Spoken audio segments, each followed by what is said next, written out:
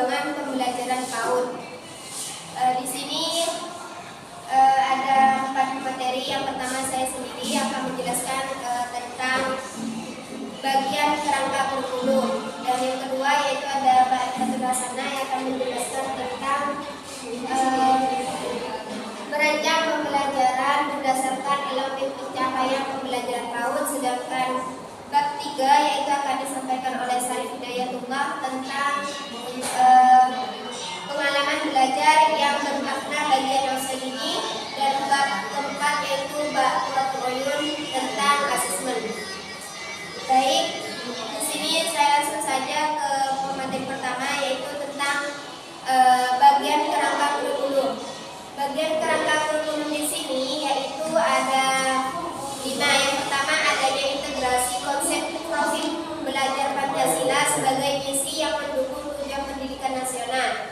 Sedangkan yang kedua yaitu adalah struktur kurikulum terjadi perubahan jam belajar dari minimal 90 menit per minggu menjadi minimal 1050 menit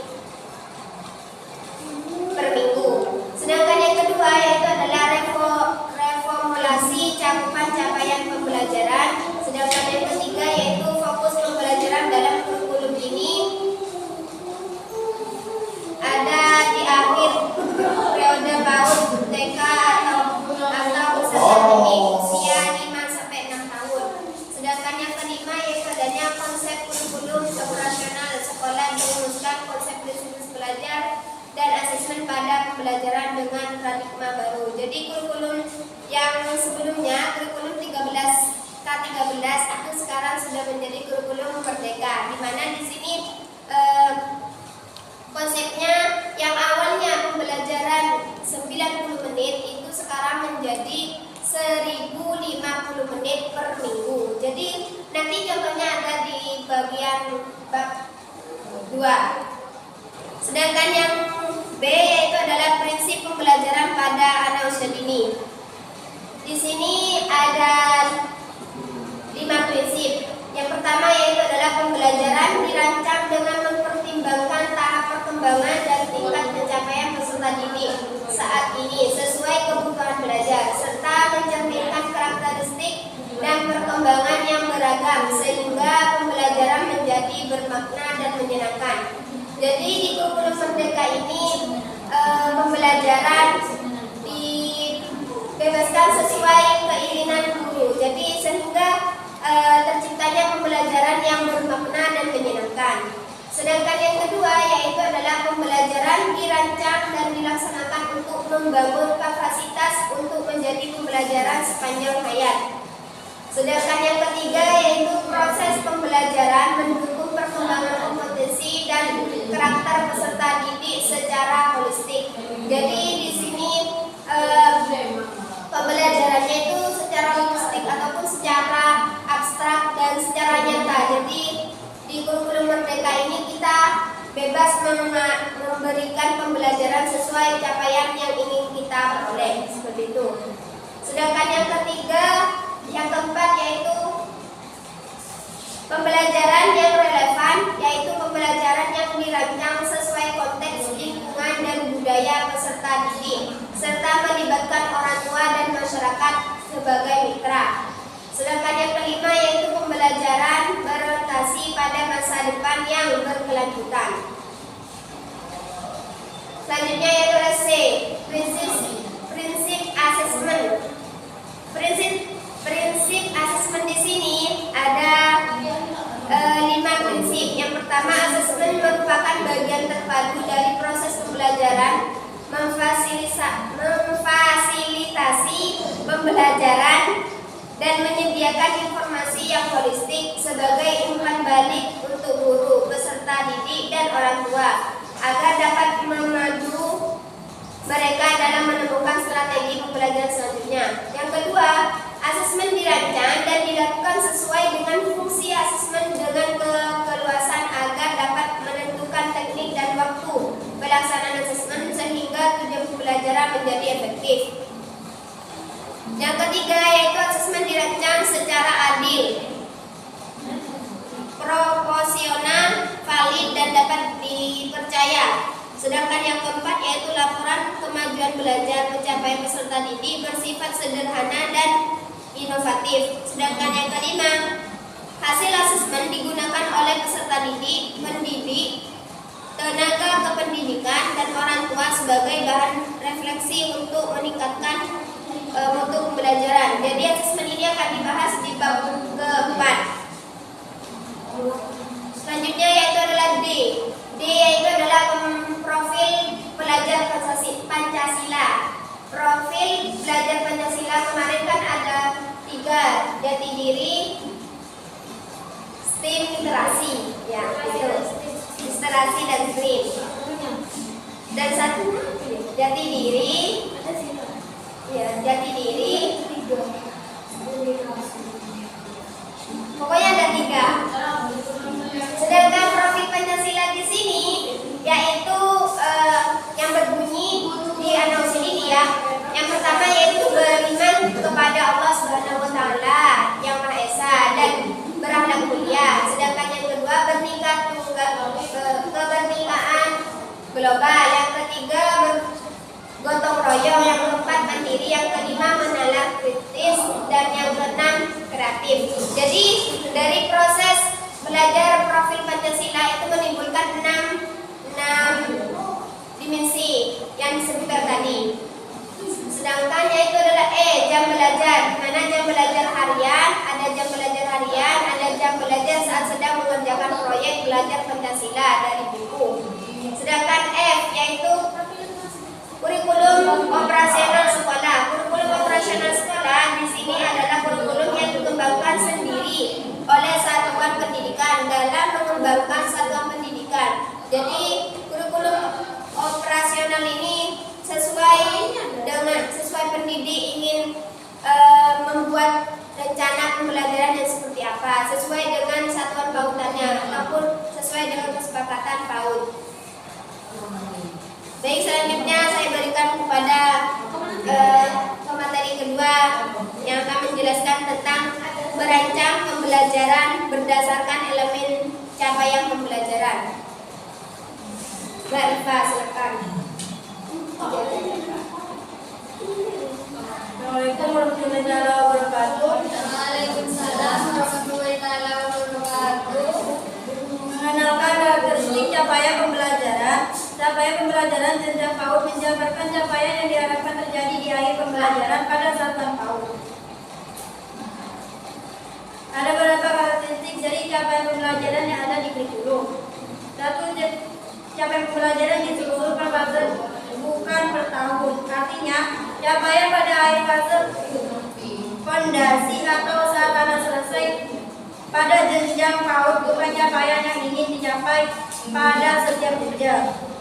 Yang kedua, rumusan capaian pembelajaran ditulis dalam bentuk paragraf. Pada akhir fondasi anak menunjukkan kegemaran mempraktikkan dasar nilai agama dan budi pekerti. Rumus capaian pembelajaran tersebut menampakkan kesatuan antara kemampuan kognitif, keterampilan belajar, serta di posisi atau sikap terkait ilmu yang diperoleh oleh peserta didik lengkap. Capaian pembelajaran kalau mencakup 3 elemen fundamental yang paling integrasi berbagai. Mejanya dikembalikan ke semula ya? Kan ya kan jeda yuk. Yang pertama capaian penilaian nilai agama dan budi pekerti. Yang kedua, capaian penilaian jati diri. Yang ketiga, capaian penilaian dasar-dasar literasi dan STEAM.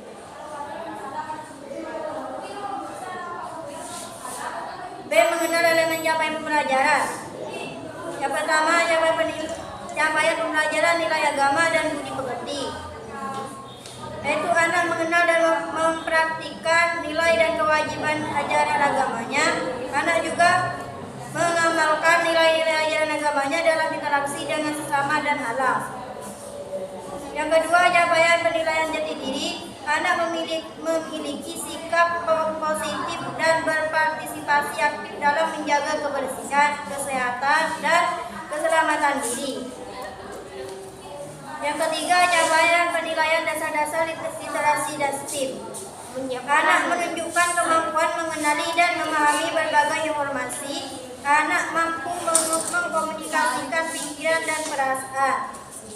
Anak menunjukkan minat dan berpartisipasi dalam kegiatan pembaca.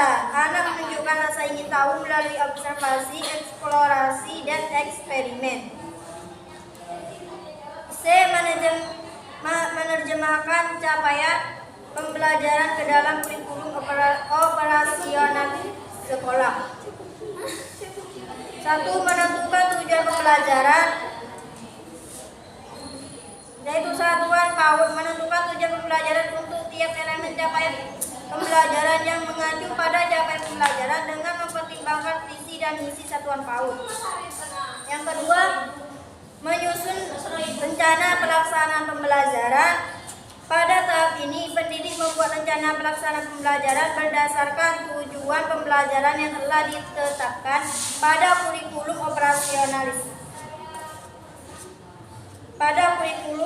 operasional sekolah. Tujuan pembelajaran yang telah dibuat pada kurikulum operasional sekolah diturunkan menjadi tujuan kegiatan harian atau mingguan. Pendidik dapat memilih membuat RPP mingguan atau harian saja. D. Contoh rencana perencanaan pembelajaran.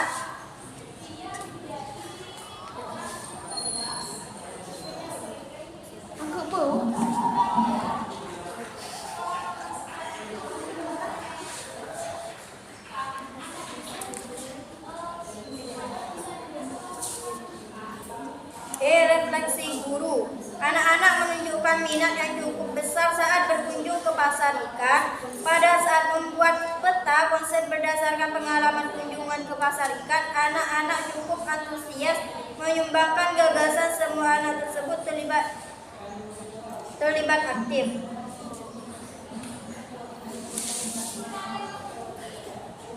Kegiatan main bersama teman lainnya, artinya seluruh kegiatan sepenuhnya dibangun dari ide anak-anak. Baik, di sini saya akan melanjutkan dari materi ketiga, yaitu tentang pengalaman belajar yang bermakna bagi anak usia dini. Baik, di sini nilai filosofi guru, di mana di sini disadari atau tidak, seorang guru umumnya memiliki nilai filosofi tertentu yang diyakinkan. Dalam dunia pendidikan, nilai filosofi guru dapat diartikan sebagai cara pandang guru terhadap dan pendidik. Cara pandang ini akan mempengaruhi bagaimana guru menyiapkan pembelajaran dan bagaimana guru berinteraksi dengan anak. Jadi di bab ini menjelaskan tentang filosofi guru, di mana guru itu harus mengerti ataupun melihat kondisi anak, bagaimana terciptanya pembelajaran yang kondusif seperti itu. Yang pertama di situ, guru memandang anak sebagai sosok yang berdaya. Yang kedua, bermain dalam belajar. Yang ketiga, topik pembelajaran yang bermakna dan dari minat anak, konstekstual dan tidak memisahkan anak dari identitas budayanya, melibatkan orang tua dan masyarakat sebagai mitra. B. Penataan lingkungan belajar. Yang apa saja penataan lingkungan belajar? Yang pertama yaitu adalah berpusat pada anak. Yang kedua, aman dan nyaman. Yang ketiga, kaya material terbuka. Terus yang keempat, melibatkan keluarga dan masyarakat. Jadi di penataan lingkungan di situ ada 4 prinsip, yang mana yang pertama berpusat pada anak. Jadi penataan pembelajaran itu harus berpusat kepada anak, maksudnya yang kayak contohnya permainan, terus sepelosotan seperti itu. Jadi berpusat pada anak, bukan kepada orang dewasa seperti itu. Sedangkan yang kedua yaitu aman dan nyaman. Maksudnya aman dan nyaman di sini tidak membahayakan ataupun tidak menimbulkan resiko sehingga tidak terjadinya pelaksanaan pembelajaran. Sedangkan yang ketiga yaitu tentang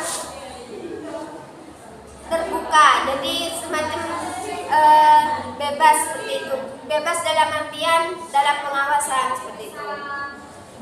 C yaitu peran guru sebagai fasilitator. Yang pertama yaitu keterampilan mendengar aktif, keterampilan memberikan pertanyaan terbuka, dan pertanyaan yang mematikan keterampilan. Di sini ada pertanyaan terbuka, ada pertanyaan host. Jadi di situ guru sebagai fasilitator ataupun menjadi pemimpin dalam rancangan pembelajaran. Baik, selanjutnya saya berikan kepada Qurratul Uyun. Di sini akan menjelaskan bab 4 tentang asesmen autentik dalam pendidikan anak usia dini.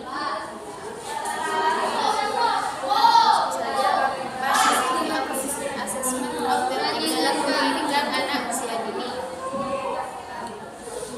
Asesmen pada pendidikan anak usia dini kita sebut sebagai asesmen autentik karena data yang kita gunakan harus berdasar pada fakta yang sesungguhnya. Data yang autentik diperoleh pada saat anak terlibat aktif dalam kegiatan bermain belajar. Asesmen apa itu? Dalam bahasa sederhana, asesmen adalah pemaknaan akan sebuah peristiwa yang didokumentasikan.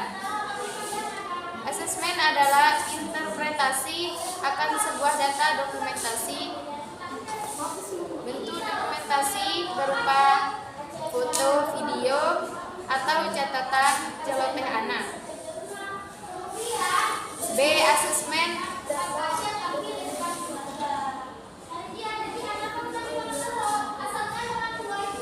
memberi informasi penting yang diharapkan oleh orang tua anak belajar sesuatu. 2. Memberi informasi yang bermanfaat bagi guru, pijakan untuk merencanakan pembelajaran berikutnya. Bagaimana cara penggunaan asesmen? Asesmen dilakukan dalam 3 tahap penting. Yang pertama yaitu pengumpulan data.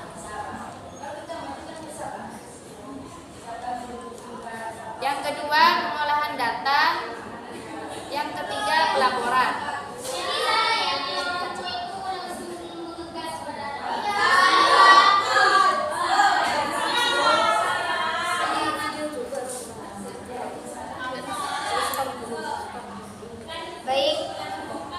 Baik, sekian presentasi kami dari kelompok 4. Selanjutnya yaitu adalah sesi tanya jawab. Baik, pada teman-teman